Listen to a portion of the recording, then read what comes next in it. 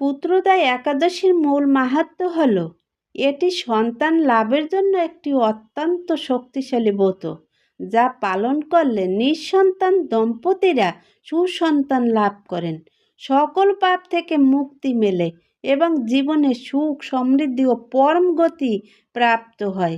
বিশেষ করে ভগবান বিষ্ণুর কৃপায় সকল মনস্কামনা পূরণ হয় এবং পুত নামক নরক থেকে পরিত্রাণ পাওয়া যায়। পদ্মপুরাণে ভবিষ্যোত্তর পুরাণে বর্ণিত আছে, যেখানে শাস্ত্রে ভগবান শ্রীকৃষ্ণের বর্ণনা অনুযায়ী এই ব্রত পালনের কথা বলা হয়েছে। যারা ভক্তি সহকারে নিষ্ঠার সাথে এই ব্রত পালন করেন, তারা জীবনের শেষ পরম গতি বা দিব্যধাম প্রাপ্ত হন। ভদ্রবতী পুরীতে সুকেতুমান নামে এক রাজা ছিলেন। রাজা বেশ সুখী দিন যাপন করেছিলেন, কিন্তু সেই রাজার কোনো পুত্র সন্তান ছিল না। তাই তিনি দুশ্চিন্তায় কাতর হয়ে পড়লেন। তারপর একদিন রাজা নিবিড় বনে গমন করলেন। বন ভ্রমণ করতে করতে ক্ষুধা তৃষ্ণায় কাতর হয়ে পড়লেন। তারপর একটি মনোরম সরোবর দেখতে পেলেন।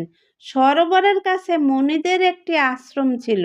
সেখানে রাজা উপস্থিত হলেন। সেখানে দেখলেন মুনিগণ বেদপাঠ করছেন। মুনিবৃন্দের শ্রীচরণে প্রণাম জানালেন। মুনিগণ রাজাকে বললেন, হে রাজা, আপনার কি প্রার্থনা বলুন। রাজা বললেন, হে মুনিগণ, আপনারা কে এবং কি জন্যই বা এখানে সমাবেত হয়েছেন? মুনিগণ বললেন, আমরা বিশ্বদেব নামে প্রসিদ্ধ। আমরা এই সরোবরে স্নান করতে এসেছি। আজ থেকে 5 দিন পরে আরম্ভ হবে পুত্রদা একাদশী তিথি। পুত্র দান করে বলে এই একাদশীর নাম পুত্রদা একাদশী। তাদের কথা শুনে রাজা বললেন, আমি অপুত্রক, তাই পুত্র কামনায় অধীর হয়ে পড়েছি। এ দুর্ভাগা পুত্রহীনের প্রতি অনুগ্রহ করে একটি পুত্র প্রদান করুন। মুনিগণ বললেন, হে মহারাজ, আজ সেই পুত্রদা একাদশী তিথি, তাই আপনি এই ব্রত পালন করুন। ভগবান শ্রী বিষ্ণুর আশীর্বাদে অবশ্যই আপনার পুত্র লাভ হবে। মুনিদের কথা শুনে যথাবিধানে রাজা শুধু ফল মূলাদি আহার করে সেই ব্রত অনুষ্ঠান করলেন।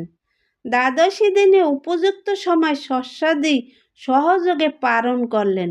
ব্রতর প্রভাবে রাজার একটি ধর্মপরায়ণ তেজস্বী পুত্র লাভ হলো। এই ব্রত সকলেরই পালন করা কর্তব্য। শুধু সন্তান লাভ করাই উদ্দেশ্য নয়, সন্তানের সুখ শান্তি কল্যাণ কামনায় এই ব্রত পালন করা উচিত।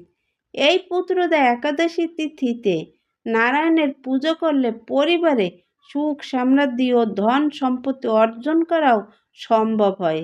এই ব্রতকথা শ্রবণ কীর্তনে অগ্নি অষ্টম যজ্ঞের ফল পাওয়া যায়। ত্রিলোকে এর মতো শ্রেষ্ঠ ব্রত আর নেই। এই ব্রতকারীকে নারায়ণ বিদ্বান ও যশস্বী করে তোলেন। তাই আপনারা সকলেই এই ব্রত পালন করুন এবং অন্যকে ব্রত পালনে উৎসাহিত করুন। হরে কৃষ্ণ, রাধে রাধে।